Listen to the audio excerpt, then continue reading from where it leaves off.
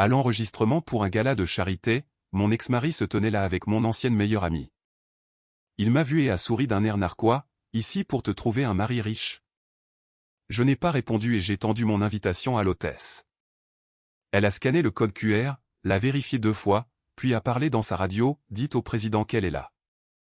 Mon ex-mari se tenait à côté de la femme qui était autrefois ma meilleure amie quand il a regardé mon invitation et a dit « Ici pour te trouver un mari riche ».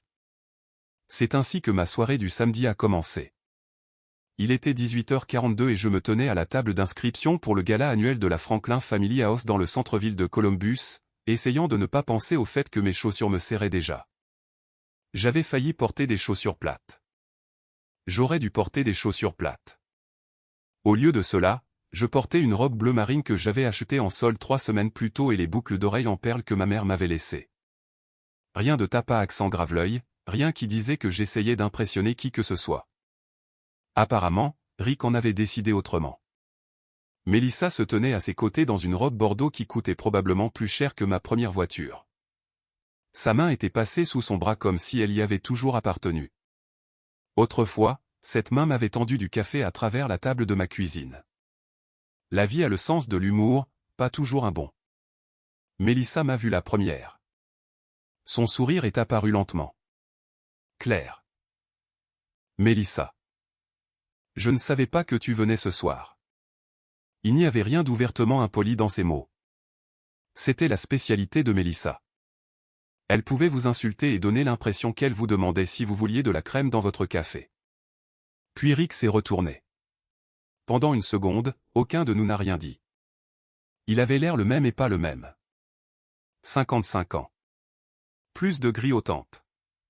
Un smoking cher. La posture d'un homme qui avait passé suffisamment d'années à entrer dans des pièces où les gens connaissaient son nom pour qu'il commence à s'y attendre. Ses yeux sont tombés sur l'invitation dans ma main. Puis il a souri. Ici pour te trouver un mari riche. Mélissa a eu un petit rire. Pas un vrai rire, une contribution. J'ai regardé Rick. Il fut un temps où j'aurais répondu immédiatement.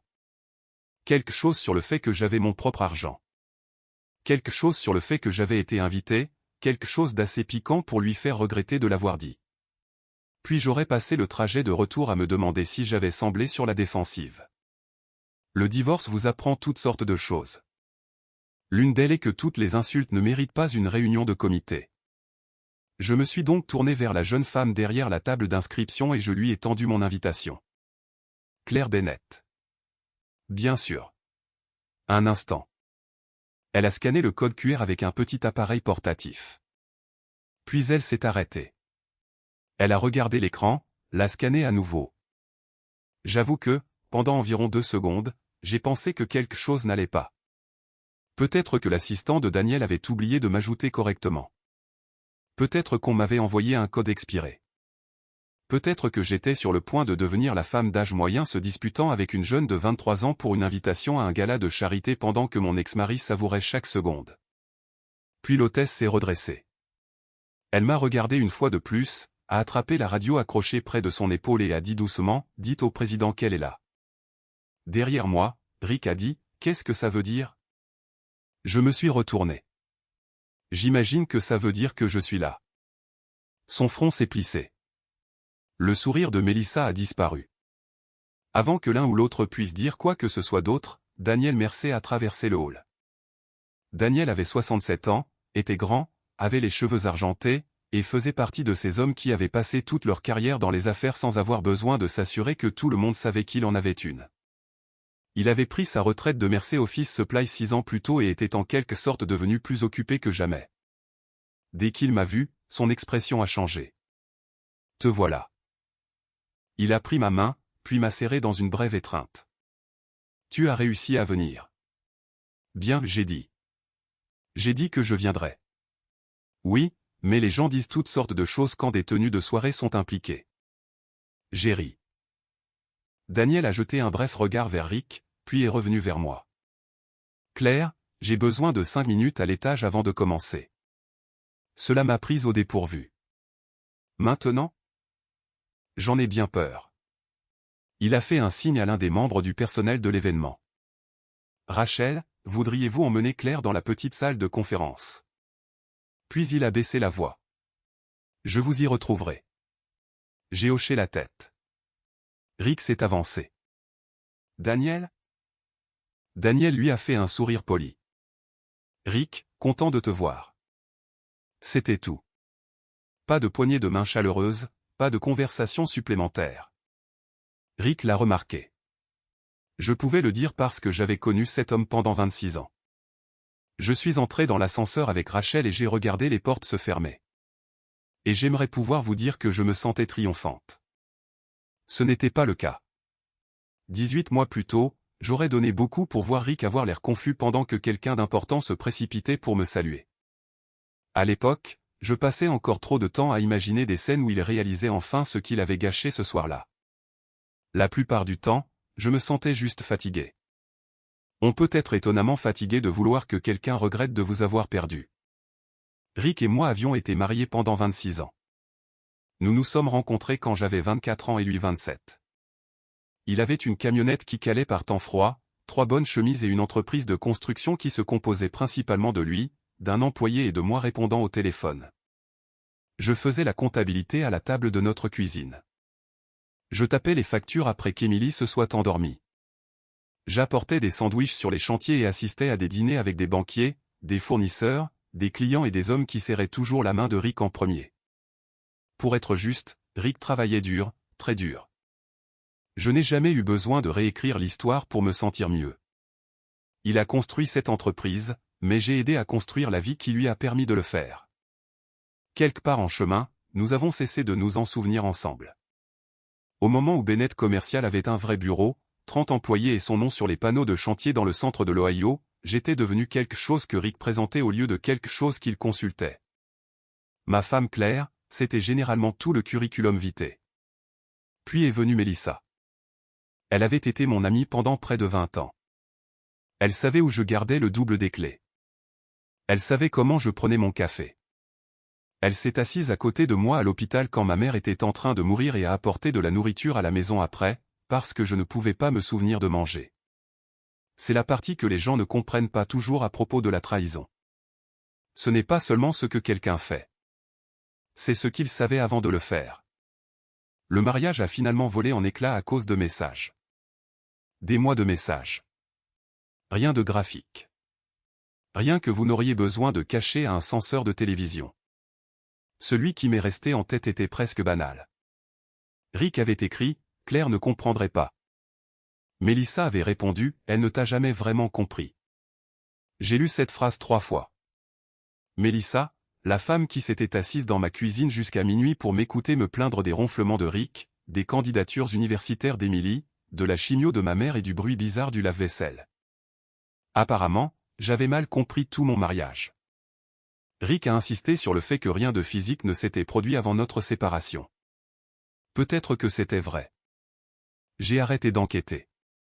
Une fois que votre mari commence à expliquer dans quelle catégorie technique d'infidélité il se situe, les choses ne vont pas vraiment bien. Les portes de l'ascenseur se sont ouvertes. Rachel m'a conduite dans un couloir silencieux jusqu'à une salle de conférence surplombant une partie de la salle de bal en contrebas. À travers la vitre, je pouvais voir des tables rondes dressées de nappes blanches, des serveurs se déplaçant entre elles, des donateurs commençant à prendre place. Daniel est entré moins d'1 minute plus tard. Il a fermé la porte derrière lui. Son visage avait changé. Plus de blagues maintenant. J'ai posé mon sac à main sur la table. Qu'est-ce qui s'est passé? Il a pris une profonde inspiration. Claire, nous avons un problème. J'ai immédiatement pensé à la collecte de fonds. Quelqu'un s'est retiré? Non. Il a tiré une chaise. Et malheureusement, Rick est impliqué. Daniel n'a pas répondu tout de suite. Il a posé un courriel imprimé sur la table de conférence entre nous.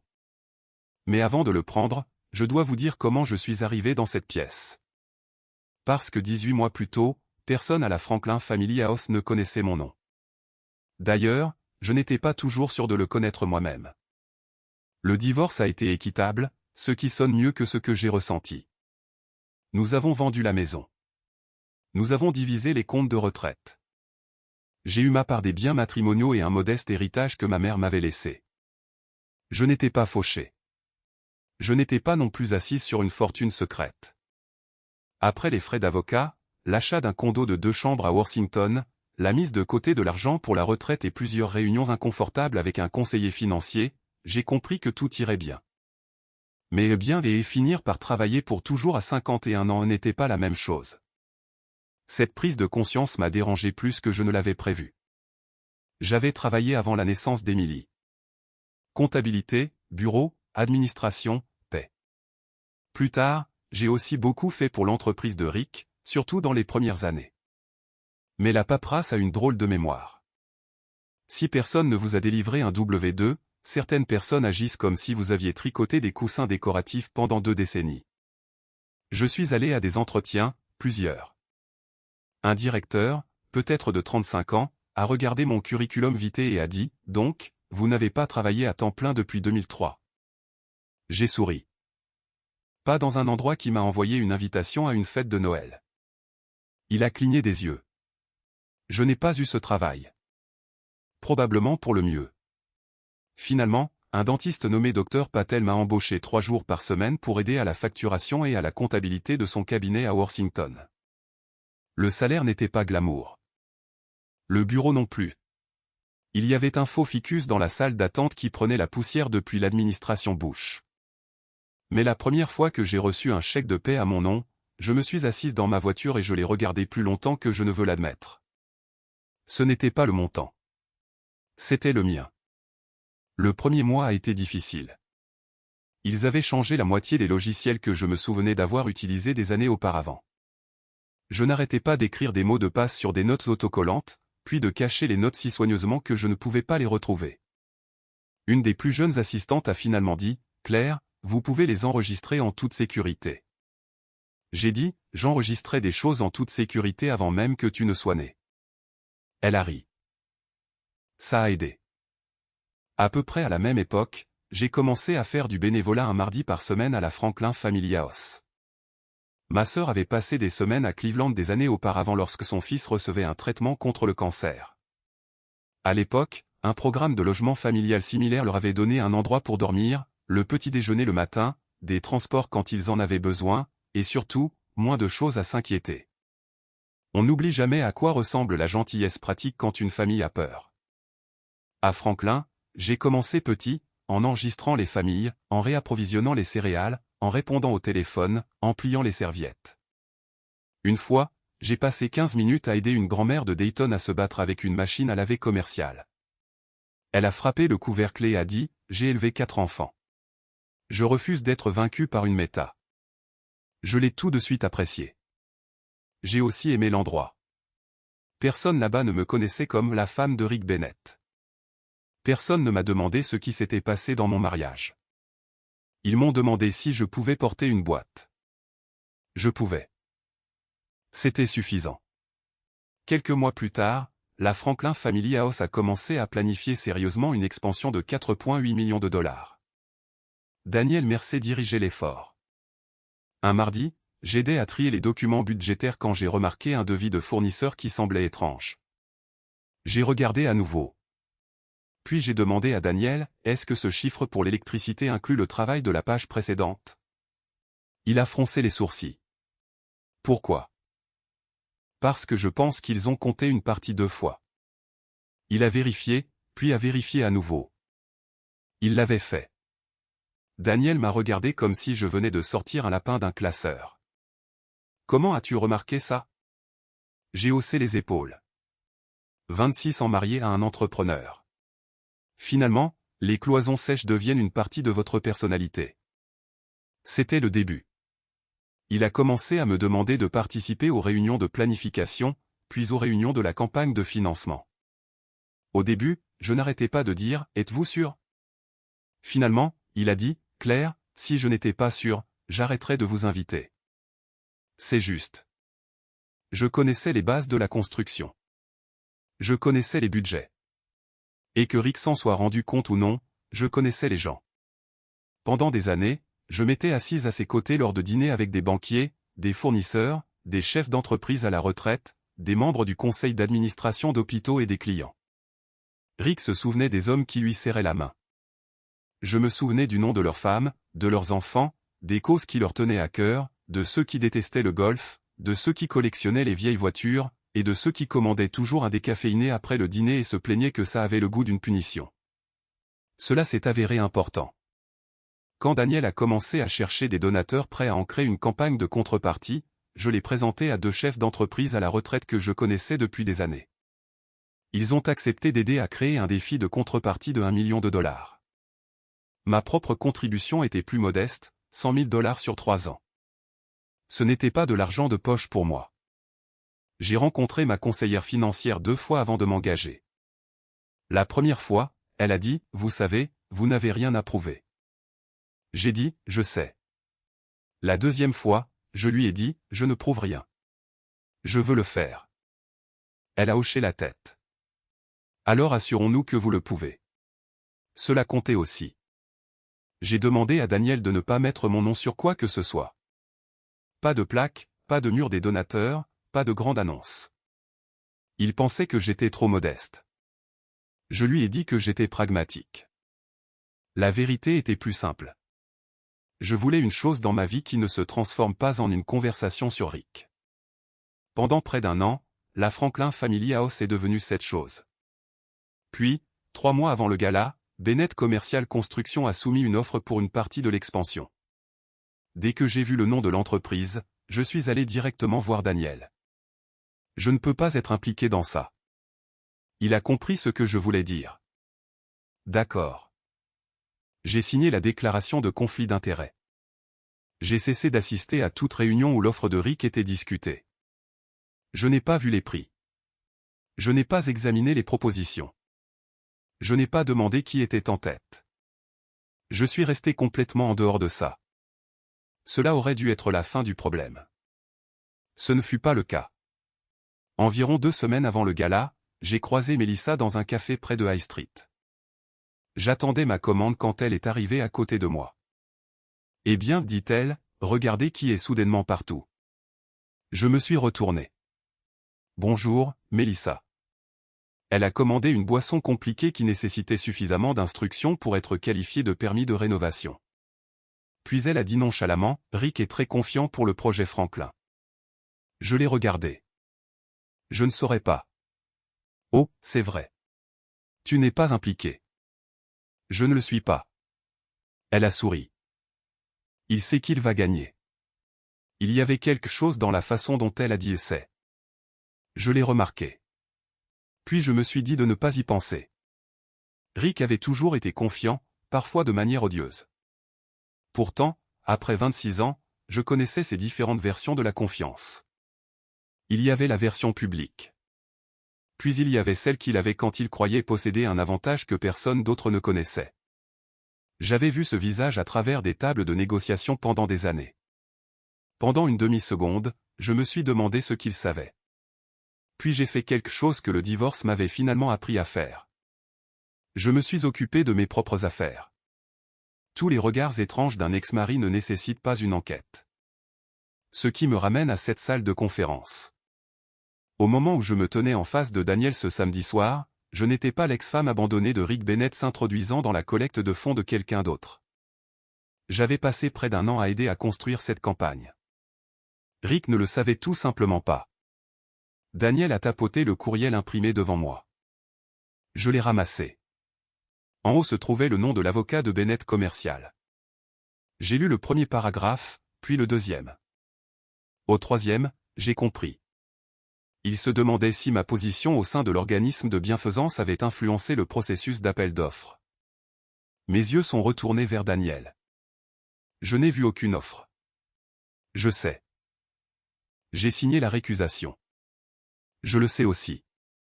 J'ai baissé les yeux à nouveau. Le langage était prudent. Personne ne m'accusait réellement de quoi que ce soit. Cela rendait la chose pire. Il soulevait simplement des préoccupations, cherchait des éclaircissements, protégeait l'intégrité du processus. J'avais vécu avec Rick assez longtemps pour reconnaître une assurance quand j'en voyais une. S'il gagnait, il pouvait oublier que le courriel avait jamais existé. S'il perdait, il avait déjà une histoire. Son ex-femme amère s'était ingérée. J'ai posé la page. Alors c'est de ça qu'il s'agit. Daniel s'est penché en arrière. J'en ai bien peur. Pour la première fois de la soirée, la blague de Rick à l'enregistrement n'avait plus d'importance. C'était différent. Cette insulte avait été mesquine. Ceci pouvait endommager quelque chose qui me tenait vraiment à cœur. J'ai lu le courriel une fois de plus. L'avocat de Rick avait fait un travail magnifique pour m'accuser sans vraiment m'accuser. Il n'y avait aucune phrase que Daniel pouvait pointer et dire, là, c'est un mensonge. Au lieu de cela, il y avait des questions. L'organisme de bienfaisance avait-il pris les mesures appropriées pour garantir l'impartialité? Les personnes ayant des relations personnelles avec les soumissionnaires avaient-elles été exclues des discussions? L'organisation pouvait-elle confirmer qu'aucune information confidentielle n'avait été partagée? J'ai posé le papier. Il prépare le terrain au cas où il perdrait. C'est ce qui m'inquiète, a dit Daniel. Si Bennett obtient le contrat, personne ne mentionne plus jamais ça.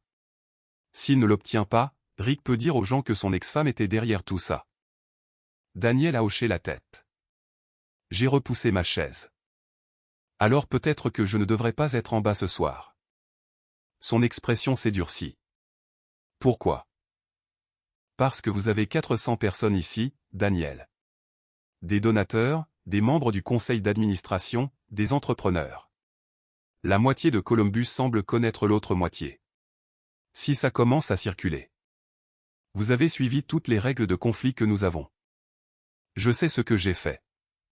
Alors de quoi vous inquiétez-vous? De ce que les gens pensent que j'ai fait. Il est resté silencieux une seconde. Puis il a dit, Claire, je ne vous demande pas de disparaître parce que quelqu'un d'autre trouve votre existence gênante. Ça m'a fait taire. Non pas parce que c'était profond, mais parce que c'était embarrassant de familiarité. Pendant des années, chaque fois que Rick était mal à l'aise, je m'adaptais, je changeais de sujet, j'arrangeais les choses, j'évitais quelque chose, j'expliquais quelque chose, je me rendais légèrement moins visible pour que la soirée se passe mieux. Apparemment, certaines habitudes survivent au mariage. Daniel s'est levé. Restez, dîner. Laissez-nous nous occuper de l'offre. J'ai pris mon sac à main. Vous faites paraître ça facile. Non, je le fais paraître comme mon problème. Je lui ai jeté un regard. Il a ouvert la porte. Ce soir, votre problème, c'est le poulet. C'est si mauvais que ça? J'ai assisté à la dégustation. Ça m'a fait rire. Au moment où je suis retourné en bas, l'heure du cocktail se terminait. J'avais fait environ 20 pieds en direction de la salle de bal quand Rick s'est mis sur mon chemin. Qu'est-ce que tu faisais à l'étage? Pas de bonjour. Je parlais à Daniel. À propos de quoi? Des affaires de la charité. À propos de mon offre? Non. Il a étudié mon visage. Ça me dérangeait avant, la façon dont il me regardait quand il pensait que je cachais quelque chose. Maintenant, ça m'agaçait surtout. Je suis sérieux, Claire. Moi aussi. Mélissa est apparue à ses côtés, tenant un verre de vin blanc. Elle a regardé de Rick à moi. Tout va bien? Très bien, j'ai dit. Rick n'a rien dit. Mélissa a soupiré comme si nous étions deux enfants difficiles. Claire, ce n'est vraiment pas l'endroit pour rendre les choses personnelles. Je l'ai regardé. Mélissa, j'étais en train de m'enregistrer. C'est vous deux qui avez apporté la partie personnelle avec vous. Elle a ouvert la bouche, puis a apparemment décidé de ne pas dire ce qui allait venir. Rick a baissé la voix. Le contrat ira là où il doit aller. C'était encore là. Cette certitude.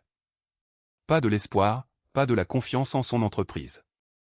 De la certitude. Et je me suis souvenu de Mélissa au café. Il sait qu'il va gagner. Pendant un instant, j'ai vu le vieux Rick, l'homme que j'avais observé à travers les tables de conférences et les banquettes de restaurants pendant 26 ans. Il avait un calme particulier quand il savait quelque chose que l'autre personne ne savait pas. Je l'ai remarqué, puis je suis parti. Le dîner a commencé à 19h30.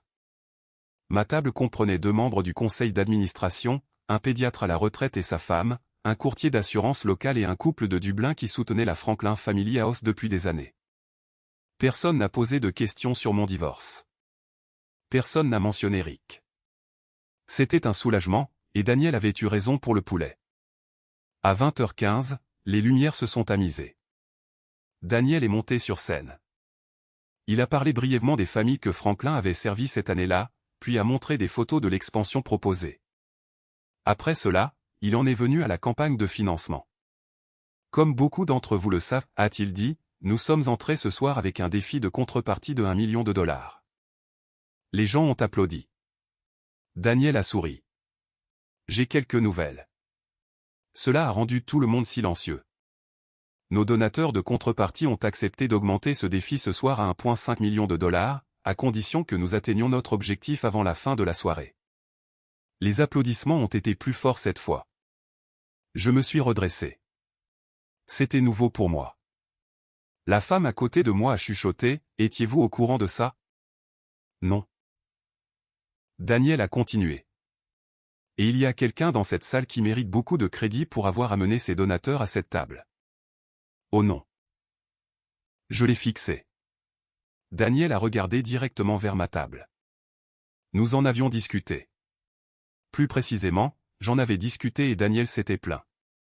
De l'autre côté de la salle de bal, j'ai vu Rick se tourner sur sa chaise pour suivre le regard de Daniel. Melissa s'est penchée vers lui. Daniel a ouvert la bouche. Puis la directrice exécutive de Franklin, Suzanne, est apparue au bord de la scène. Elle ne marchait pas. Elle se déplaçait avec détermination. Daniel l'a remarqué.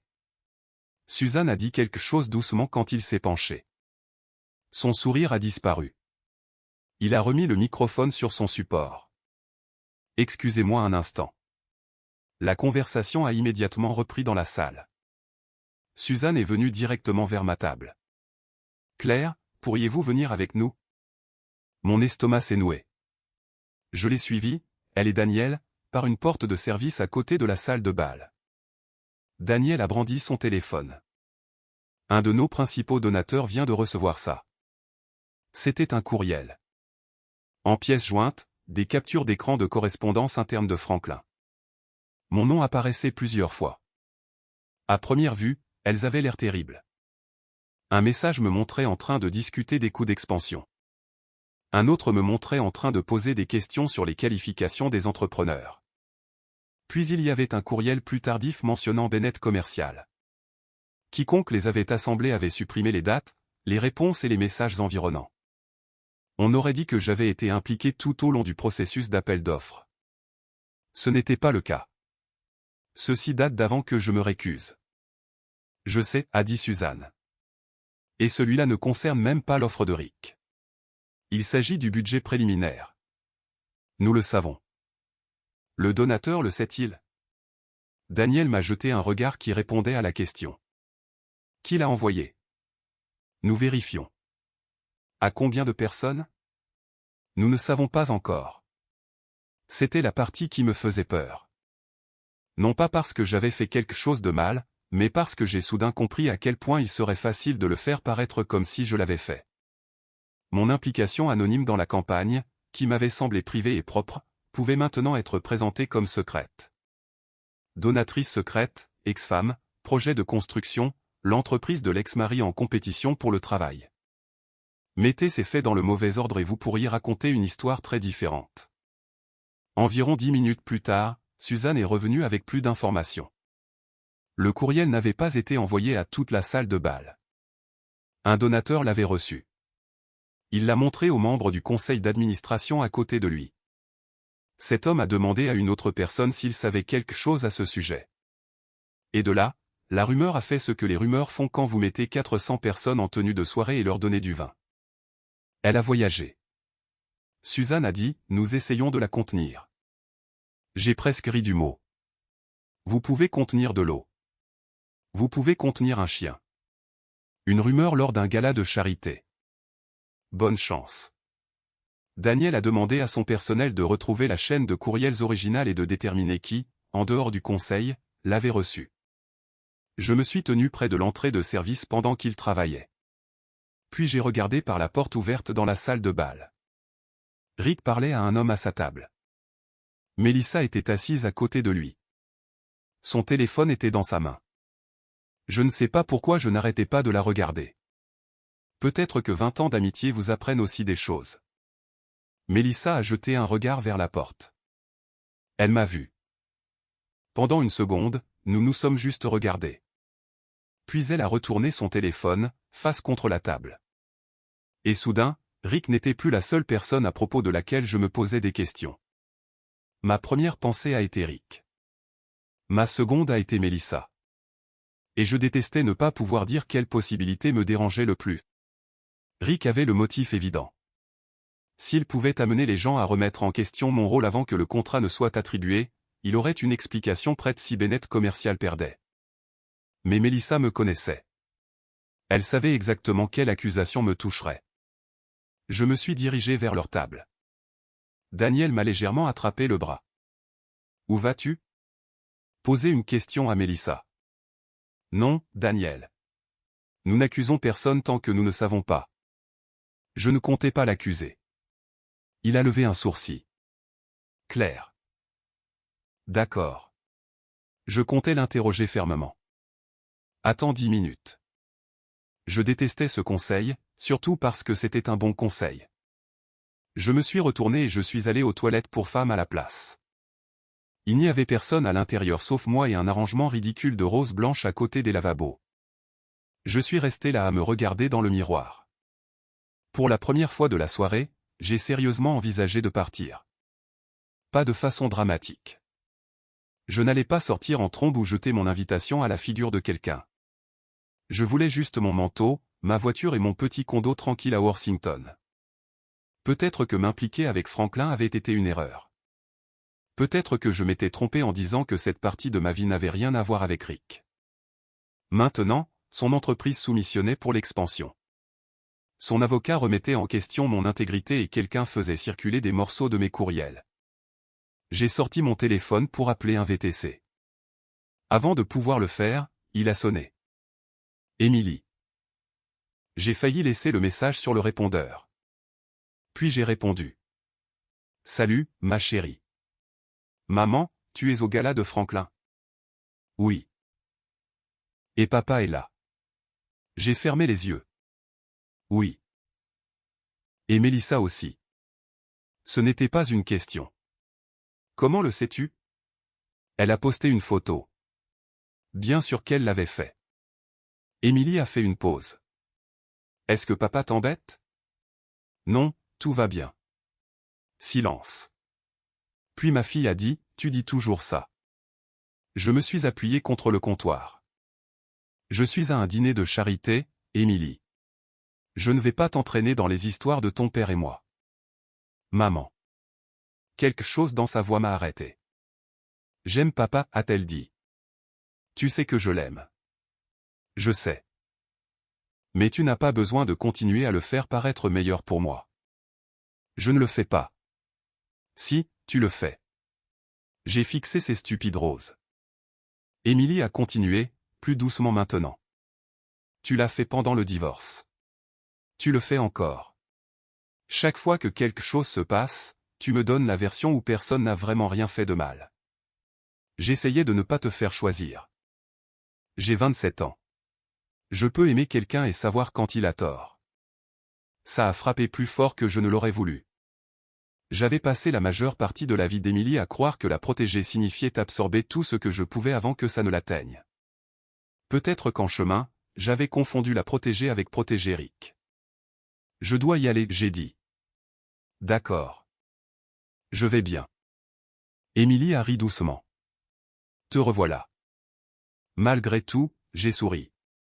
Je t'appellerai demain. Je t'aime, maman. Je t'aime aussi. J'ai rangé le téléphone. Je ne suis pas soudainement devenu intrépide. Je voulais toujours rentrer chez moi, mais j'ai arrêté de chercher l'application de VTC. Quand je suis retourné dans le couloir, Suzanne attendait. Nous l'avons trouvée. Daniel nous a rejoints. Suzanne a brandi sa tablette. Mélissa a reçu la chaîne de courriels originale. Je l'ai fixée. Comment? Comité des enchères. Environ 6 semaines plus tôt, un employé de Franklin a accidentellement copié Melissa sur une chaîne interne en envoyant du matériel de gala aux bénévoles. Le fil de discussion comprenait plusieurs anciennes pièces jointes de la phase de planification de l'expansion. Melissa n'avait aucune raison de les recevoir. Elle n'avait aucune raison de les garder non plus, mais elle l'avait fait. Le courriel envoyé au donateur ce soir-là provenait de son compte personnel. Pendant un instant, je n'ai rien dit. 20 ans, des anniversaires, des Noëls, des salles d'attente d'hôpital, du café à la table de ma cuisine, et d'une manière ou d'une autre, nous en étions arrivés là. Daniel a dit, nous devons lui parler en privé. Je veux être là. Il m'a regardé. Je pense que vous devriez y être. Melissa est entrée dans la salle de conférence à l'étage 10 minutes plus tard. Rick est venu avec elle. Dès qu'elle m'a vu assise à côté de Daniel, elle a su. Qu'est-ce que c'est? Suzanne a fermé la porte. Nous devons vous poser des questions sur un courriel envoyé ce soir. Melissa a jeté un coup d'œil à Rick. Il avait l'air vraiment confus. Suzanne a placé une copie imprimée sur la table. Le visage de Melissa a changé. Rick l'a ramassé. Qu'est-ce que c'est que ce bordel? Personne ne lui a répondu. Suzanne a demandé à Melissa. Avez-vous envoyé ça? Melissa a croisé les bras. J'ai envoyé à quelqu'un des informations que je pensais qu'il avait le droit de savoir. Rick l'a regardé. Tu as fait ça? Je te protégeais. De quoi? Elle m'a regardé. D'elle. J'ai presque admiré la simplicité. Melissa, il a 55 ans. C'est un entrepreneur, pas une tortue de mer. Daniel a baissé les yeux. Suzanne est soudainement devenue très intéressée par le réarrangement des papiers devant elle. Rick n'a pas ri. Ce n'est pas drôle, a-t-il dit. Non, j'ai dit. Ce n'est vraiment pas drôle. Melissa s'est penchée vers moi. Tu as essayé de le faire passer pour un méchant depuis le divorce. En faisant quoi? Elle a ouvert la bouche. Rien n'est sorti. J'ai attendu. Jusqu'à présent ce soir, j'ai dit, je me suis enregistré, j'ai mangé la moitié d'un blanc de poulet et on m'a accusé de manipuler un contrat que je n'ai pas vu. Quelle partie était mon attaque? Rick s'est retourné vers Melissa. Tu n'avais aucun droit d'envoyer ça. Son expression a changé instantanément. Oh, n'ose même pas. Quoi? Ne reste pas là à prétendre que tu es innocent. Rick est resté immobile. Melissa a ri une fois. Dis-leur. Il n'a pas bougé. Dis-leur pourquoi tu étais si sûr de l'offre. La pièce est devenue silencieuse et soudain, j'étais de retour dans ce café. Il sait qu'il va gagner. J'ai regardé Rick. De quoi parle-t-elle? De rien. Melissa l'a fixé. Le tableur, Rick. Daniel s'est redressé. Quel tableur? Rick s'est frotté la mâchoire. 2 mois plus tôt, a-t-il expliqué, il avait pris un verre avec un ancien estimateur qui avait récemment quitté l'une des entreprises en compétition pour le projet Franklin. L'homme lui avait montré une partie d'un tableur, des chiffres préliminaires, des hypothèses de prix. Rick a insisté sur le fait qu'il n'avait pas demandé à le voir. Daniel a posé une question. L'avez-vous photographié? Rick n'a pas répondu immédiatement. C'était une réponse suffisante. Finalement, il a dit, une partie. Suzanne l'a fixé. Vous avez photographié les prises internes d'un autre soumissionnaire. Ce n'étaient pas les chiffres finaux. La voix de Daniel est restée remarquablement calme. Ce n'est pas la question. Je n'ai pas copié leur offre. Toujours pas la question. Rick m'a regardé comme si, d'une manière ou d'une autre, je pouvais traduire la situation en quelque chose de plus favorable. Je ne le pouvais pas. Pendant des années, je l'avais vu frôler les limites parce qu'il croyait que ne pas les franchir techniquement était la même chose que de bien se comporter. Peut-être que je l'avais même aidé à le croire. Quelle part as-tu utilisé? J'ai demandé. Je ne l'ai pas utilisé. Alors pourquoi la photographier? Il n'avait pas de réponse à ça non plus. Melissa s'est réassise sur sa chaise. Elle avait l'air presque satisfaite maintenant que Rick était aussi dans le pétrin. C'était peut-être la chose la plus triste que j'avais vue de toute la soirée. Daniel s'est levé. Le comité d'approvisionnement va suspendre le processus pendant que nous examinons cela. La tête de Rick s'est tournée brusquement vers lui. Daniel, allons. Non. Tu connais mon entreprise. Je la connais. Nous travaillons dans cette ville depuis 30 ans. C'est pourquoi tu devrais savoir mieux. Le visage de Rick s'est crispé. Puis il m'a regardé, pas en colère cette fois, inquiet. Claire. Je n'ai rien dit. Pouvons-nous parler en privé? J'ai pris mon sac à main. Nous avons été en privé pendant 26 ans, Rick. Il a attendu. J'ai ouvert la porte. Regarde comment ça a tourné. Rick m'a suivi dans le couloir. Claire, s'il te plaît. Je me suis arrêté. Peut-être que je n'aurais pas dû. À ce stade, j'avais entendu assez d'explications de cet homme pour tenir jusqu'à la retraite. Mais il y avait une chose que je voulais savoir, alors je me suis retourné. Rick a jeté un coup d'œil vers la porte de la salle de conférence derrière nous. Je ne savais pas que Melissa allait envoyer ce courriel. Je te crois. Ça l'a surpris. Alors tu comprends? Non, ne t'emballe pas. Il a fermé la bouche. Je crois que tu n'as pas envoyé le courriel, j'ai dit. Je crois aussi que ton avocat a contacté le conseil et a suggéré que je pourrais interférer avec ton offre. Je devais protéger l'entreprise. De quoi? Il avait l'air irrité. Tu étais soudainement impliqué ici. Personne ne m'a dit à quel point. Puis mon entreprise soumissionne pour l'expansion et je ne savais pas ce que tu faisais. Je l'ai fixé. Tu aurais pu demander. Tu ne me l'aurais pas dit. Tu n'as pas demandé. Il a détourné le regard. C'était ça. Le même vieil argument dans un nouveau costume. Pendant des années, Rick avait été très doué pour décider de ce que je pensais sans passer par l'inconvénient de me le demander. Pourquoi pensais-tu que j'interférerais? J'ai demandé. Il s'est frotté la nuque. Je ne sais pas. Si, tu le sais. Il a regardé vers la salle de bal. Finalement, il a dit, parce que je pensais que tu me détestais. Ça m'a presque fait rire. C'était le cas. Ses yeux sont revenus vers les miens. Pendant un temps, j'ai ajouté. Puis je me suis occupé. Il a en fait tressailli un peu à ça.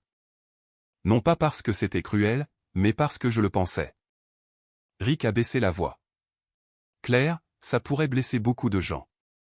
Alors tu aurais dû y penser avant de photographier les prix de quelqu'un d'autre. Je t'ai dit que ce n'étaient pas les chiffres finaux. Et Daniel t'a dit que ce n'est pas la question. Je ne les ai jamais utilisés. Alors pourquoi les garder?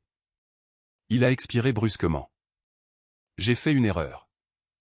Oui. Il a semblé presque offensé par la facilité avec laquelle j'étais d'accord. Puis est venue la partie à laquelle j'aurais dû m'attendre. Peux-tu parler à Daniel? Je l'ai fixé. À propos de quoi? Dis-lui que ça a été démesurément exagéré. Dis-lui que tu me connais. Tu sais que je ne tricherai pas avec une œuvre de charité pour enfants.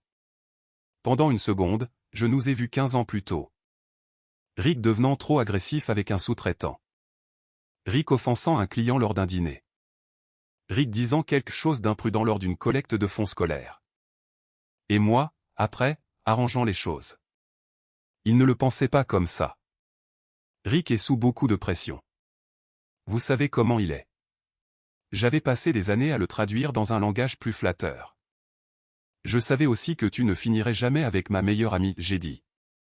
Apparemment, ma capacité à te connaître n'est pas terrible. Sa mâchoire s'est crispée. Melissa et moi n'avons commencé qu'après que toi et moi étions déjà. J'ai levé la main. Non. Quoi? Nous ne parlons pas de notre divorce. C'est toi qui en as parlé. J'ai fait une seule comparaison. Tu essaies de rouvrir un mariage de 26 ans parce que tu ne veux pas parler de ce qui s'est passé ce soir. Ça l'a arrêté. Nous parlons de l'offre, j'ai dit. Restons là. Il m'a regardé pendant un long moment. Puis ses épaules sont tombées. Qu'est-ce que tu veux que je fasse? Cette question m'aurait autrefois ravi. Enfin, Rick avait besoin de quelque chose de moi. Mais debout là, je ne voulais rien de lui. C'est entre toi et le conseil. Je suis retourné dans la salle de conférence. Le comité d'approvisionnement s'est réuni pendant encore 20 minutes. Il n'y a pas eu de vote dramatique dans la salle de bal. Pas de garde de sécurité. Personne n'a menacé d'appeler la police. Les vraies organisations sont généralement beaucoup moins théâtrales que les gens ne l'imaginent. Elles ont des politiques, des avocats et des gens qui disent des choses comme l'exposition au risque jusqu'à ce que tout le monde veuille un autre verre. Le comité a décidé que le processus d'approvisionnement serait mis en pause pour un examen indépendant. Parce que Rick avait possédé des informations d'un soumissionnaire concurrent, Bennett Commercial ne pouvait plus participer proprement au processus en cours. Il avait deux choix.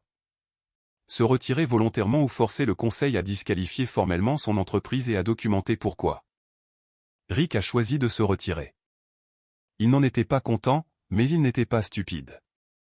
Cependant, à ce moment-là, la rumeur à mon sujet avait suffisamment circulé dans la salle de bal pour que Daniel ait un autre problème. Il ne pouvait pas simplement continuer le dîner et prétendre que rien ne s'était passé. Il ne pouvait pas non plus transformer un gala de charité en un épisode de tribunal télévisé, alors il est retourné au microphone. Je me tenais près du côté de la salle de bal. Rick était retourné à sa table. La chaise de Melissa était vide. Daniel a attendu que la salle se calme. Je veux aborder quelque chose brièvement, a-t-il dit. Il a expliqué que le processus d'approvisionnement de la construction avait été mis en pause pour garantir l'équité et la transparence. Un soumissionnaire s'était retiré. Un examen indépendant serait effectué avant que le projet ne progresse. Pas de nom, pas d'accusation, pas d'humiliation publique. Puis Daniel a changé de sujet. Maintenant, a-t-il dit, j'aimerais revenir à la raison pour laquelle nous sommes réellement ici. Avant d'aller plus loin, il m'a regardé. Il s'est éloigné du microphone et est venu vers moi. Claire. Quoi? Puis-je enfin dire votre nom? Je savais exactement ce qu'il voulait dire. 6 mois plus tôt, ma réponse aurait été automatique. Non. Ce soir-là, j'ai regardé à travers la pièce. J'ai vu Rick. Puis j'ai vu les familles que Franklin avait aidées, les bénévoles, le personnel, les gens avec qui j'avais travaillé pendant près d'1 an. Oui, j'ai dit. Daniel est retourné sur scène. Il a expliqué le défi de contrepartie. Puis il leur a dit que j'avais aidé à mettre Franklin en contact avec les donateurs qui l'avaient rendu possible. Il a mentionné le travail sur le budget, les réunions de campagne, mon engagement de $100 000 sur 3 ans. Et, chose importante, il a expliqué que je m'étais formellement retiré de toute discussion impliquant Bennett Commercial. Puis il a dit quelque chose que je n'avais pas prévu. Certaines personnes entrent dans une pièce en espérant que tout le monde sait déjà qui elles sont. Claire a passé la meilleure partie d'une année à nous demander de ne le dire à personne. Les gens ont ri doucement, puis ils ont applaudi. Personne n'a sauté sur une chaise. Il n'y a pas eu d'ovation debout digne d'un film. La plupart des gens ont simplement applaudi. Mais près du fond, une femme nommée Denise s'est levée. Son fils de 8 ans avait passé 11 semaines en traitement ce printemps-là. J'avais enregistré Denise à Franklin un mardi après-midi alors qu'elle n'avait pas dormi correctement depuis 3 jours. Puis un homme plus âgé nommé Walter s'est levé. Sa petite fille avait séjourné chez nous. Quelques bénévoles ont suivi. C'est ce moment qui m'a touché. Pas les donateurs, pas Rick, eux. J'ai regardé une fois de plus à travers la salle de bal. Rick me regardait, et j'ai pu voir la seconde exacte où il a compris ce qui s'était passé en bas. Je n'étais pas venu à ce gala pour chercher un accès à des gens riches. J'étais l'une des personnes qui avaient aidé à les amener là. Plus tard, près du bureau d'inscription, Rick m'a retrouvé. Pour une fois, il n'avait pas l'air en colère. Je ne savais pas, a-t-il dit. J'ai pris mon manteau.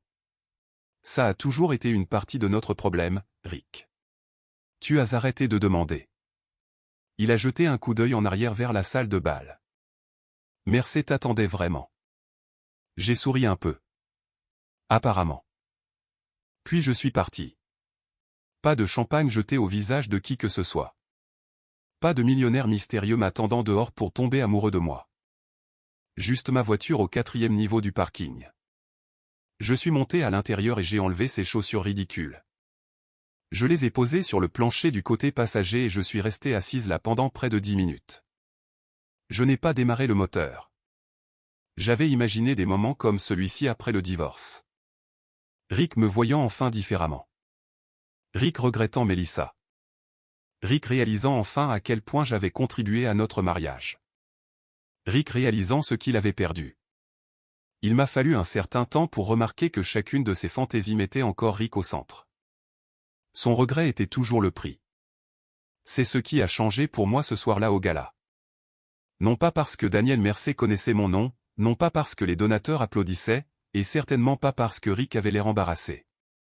Ça a changé à cette table d'enregistrement quand l'homme avec qui j'avais passé 26 ans a essayé de me faire sentir petite, et que j'ai réalisé que je n'avais pas à le convaincre que je ne l'étais pas. L'hôtesse a scanné mon invitation 2 fois et a dit dans sa radio, dites au président qu'elle est là. Pendant la majeure partie de mon mariage, je pense que j'attendais que quelqu'un m'annonce comme ça, pour dire à la salle que je comptais. À 52 ans, j'ai enfin compris quelque chose. Vous n'avez pas besoin de permission pour appartenir à une vie que vous avez construite. Parfois, il suffit de se présenter. Si quelqu'un a déjà pris votre silence pour de la faiblesse, ou découvert que recommencer n'est pas la même chose que de partir de rien, vous savez probablement ce que je veux dire.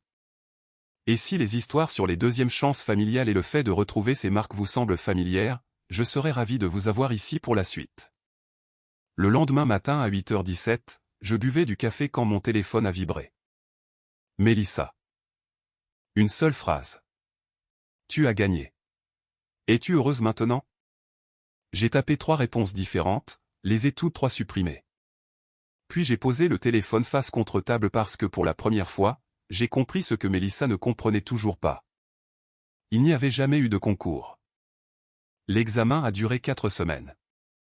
Cela vous en dit probablement plus sur la vraie vie que toute autre chose dans cette histoire. Les grands moments émotionnels se produisent les samedis soirs. Les conséquences réelles arrivent les mardis dans des courriels avec des pièces jointes. La Franklin Family House a engagé un avocat externe pour examiner le processus d'appel d'offres.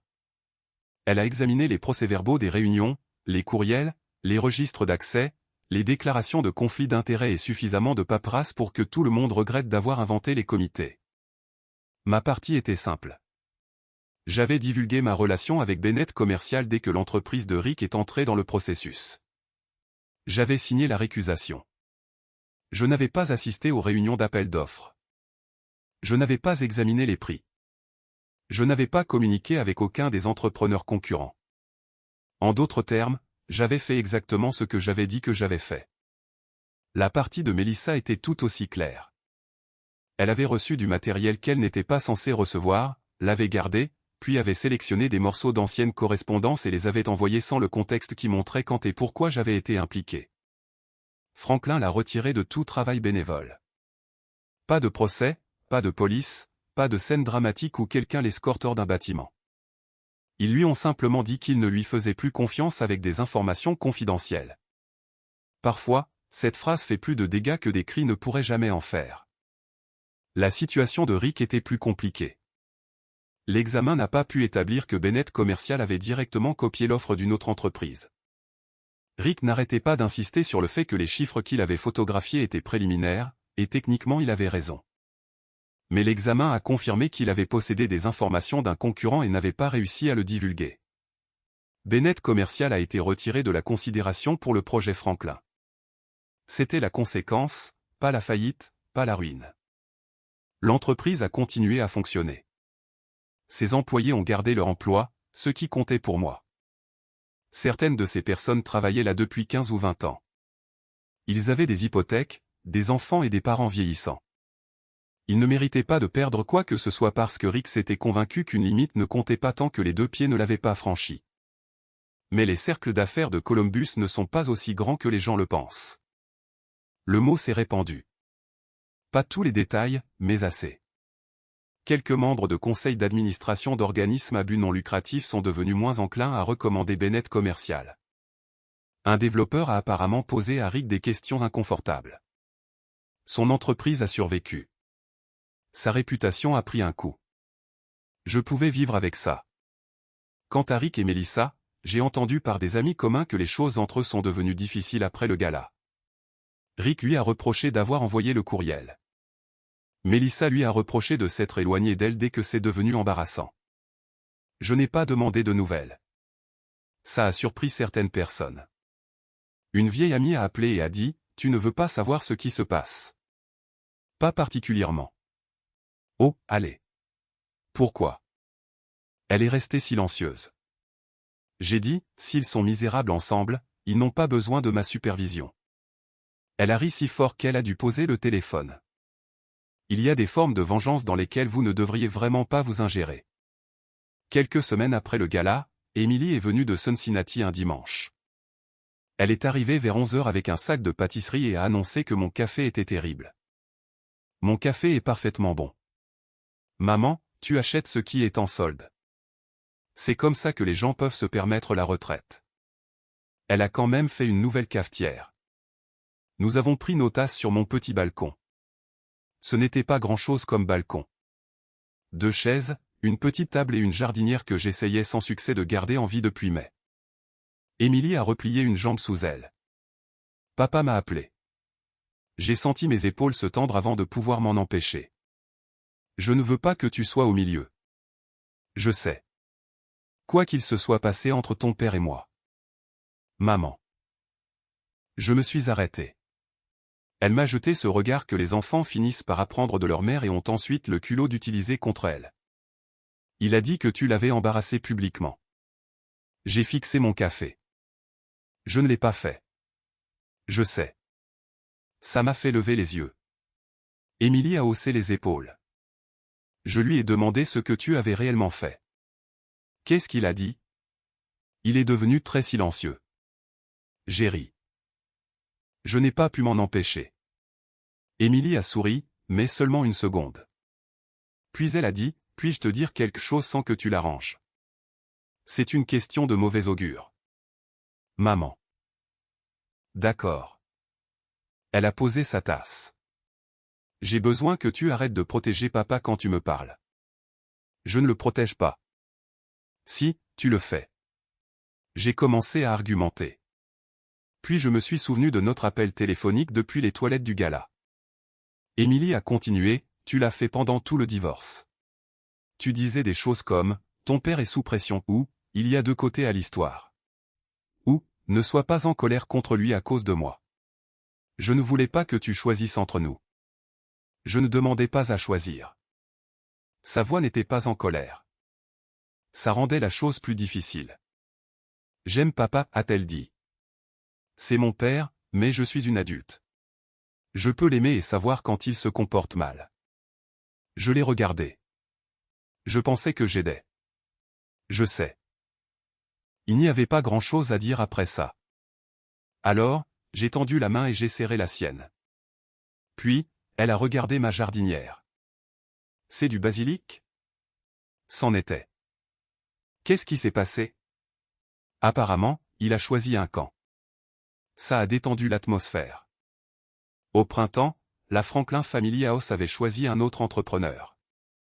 La construction a commencé en avril. La campagne de financement a dépassé son objectif, en partie grâce au défi de contrepartie élargi. J'ai gardé mon travail au cabinet du docteur Patel 3 jours par semaine.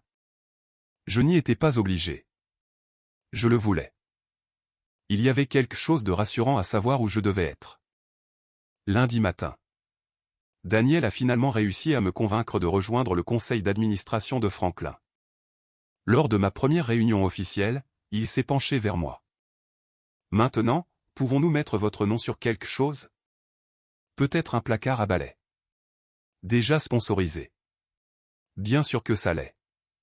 Quelques mois plus tard, j'ai croisé Rick à l'épicerie. De tous les endroits, le rayon du café. Pas de smoking, pas de Melissa, pas de président, juste Rick debout là, comparant 2 sacs de café qui différaient d'environ 3 $. Pour une raison quelconque, ça m'a fait sourire. Cet homme avait autrefois semblé capable de déterminer si tout mon avenir serait heureux ou misérable. Maintenant, il essayait de décider si le café colombien valait 3 $ de plus. Claire. Salut, Rick. Nous sommes restés là maladroitement un moment. Puis il a dit, je voulais m'excuser. J'ai attendu. Il avait l'air mal à l'aise. Les bonnes excuses n'étaient apparemment pas l'une des compétences qu'il avait acquises pendant notre séparation. Finalement, il a dit, « Je t'ai sous-estimé. » J'y ai pensé, puis j'ai secoué la tête. « Tu ne m'as pas sous-estimé, Rick. » Il a froncé les sourcils. « Tu as arrêté de me voir. » Il n'a pas répondu. Et ce qui est remarquable, c'est que je n'avais pas besoin qu'il le fasse. J'ai mis le café dans mon chariot et j'ai continué mes courses. Après le divorce, j'imaginais la vengeance de manière très spécifique. Rick me verrait heureuse. Il regretterait Mélissa. Il comprendrait enfin à quel point j'avais contribué à notre mariage. Il réaliserait ce qu'il avait perdu. Il m'a fallu un certain temps pour remarquer que chacune de ses fantaisies mettait encore Rick au centre. Son regret était toujours le prix. C'est ce qui a changé pour moi ce soir-là au gala. Non pas parce que Daniel Mercé connaissait mon nom, non pas parce que les donateurs applaudissaient, et certainement pas parce que Rick avait l'air embarrassé. Ça a changé à cette table d'enregistrement quand l'homme avec qui j'avais passé 26 ans a essayé de me faire sentir petite, et que j'ai réalisé que je n'avais pas à le convaincre que je ne l'étais pas. L'hôtesse a scanné mon invitation 2 fois et a dit dans sa radio, « Dites au président qu'elle est là. » Pendant la majeure partie de mon mariage, je pense que j'attendais que quelqu'un m'annonce comme ça, pour dire à la salle que je comptais. À 52 ans, j'ai enfin compris quelque chose. Vous n'avez pas besoin de permission pour appartenir à une vie que vous avez construite. Parfois, il suffit de se présenter. Si quelqu'un a déjà pris votre silence pour de la faiblesse, ou découvert que recommencer n'est pas la même chose que de partir de rien, vous savez probablement ce que je veux dire.